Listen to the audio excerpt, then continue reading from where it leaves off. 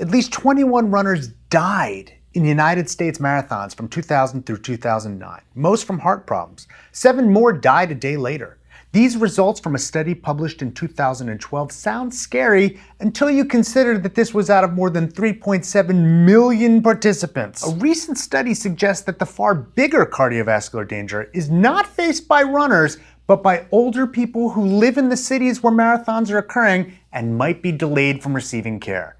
That's the topic of this week's Healthcare Triage.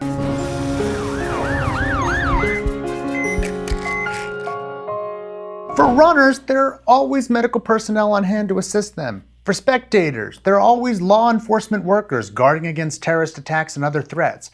But for everyone else, the findings show that we need to think about how big civic events affect the connection between transportation and healthcare systems. In a study published in the New England Journal of Medicine, researchers looked at the 11 American cities with the biggest marathons from 2002 to 2012.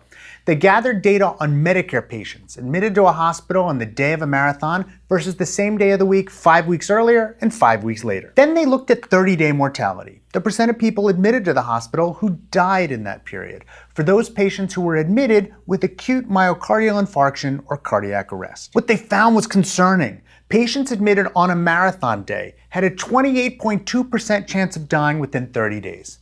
The rate of those admitted on non-marathon days was 24.7%. That's a significant absolute difference as well as a large relative one. The people admitted on marathon and non-marathon days were the same with respect to age, race, sex, and their chronic conditions. The hospital admission volume was the same too. None of the people were actually running in the marathon. There weren't a lot of out-of-town admissions either. What was different was the time it took for patients to get to the hospital. Although the miles driven by ambulances were the same on all days, the transport times were 4.5 minutes longer when the roads were closed for the race. Some transports were very long because of road congestion. Further, many patients drove themselves to the hospital, and they might have seen even bigger delays than ambulances. I'm quoting Dr. Anupam Jaina, one of the authors of the study and an associate professor at Harvard Medical School and lead author of the study here. Marathons and other large popular civic events are such an important part of the fabric of life in our big cities.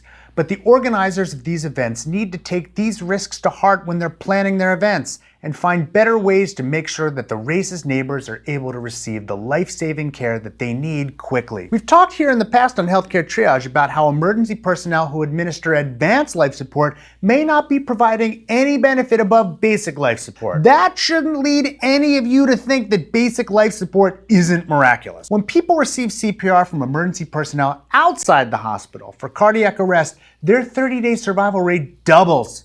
Even in the hospital, a patient who experiences a delay in getting defibrillation of about 1 minute has almost a 20% absolute decrease in surviving to the point of a hospital discharge. But the time it takes to get to the hospital is critical as well. In fact, one of the reasons that researchers think basic life support may be as good as, if not better than, advanced life support is that the shorter and simpler protocols lessen the time spent in the field and reduce the time it takes an ambulance to get someone to the hospital. Better emergency response times are often cited as one of the main reasons that the rate of heart disease deaths has continued to drop in the United States. Too few Americans are trained in CPR or know where to find an automated external defibrillator.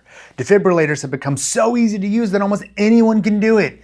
Patients who have cardiac arrest but who get rapid CPR and defibrillation can double their chance of survival. Each minute of delay decreases the chance of survival by up to 10%.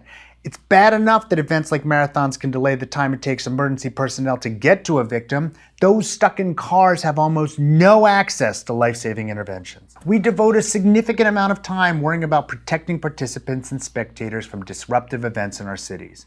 It may be that we need to spend just as much, if not more time, worrying about everyone else. Healthcare Triage is funded in part by viewers like you through Patreon, a service that allows you to support the show through a monthly donation.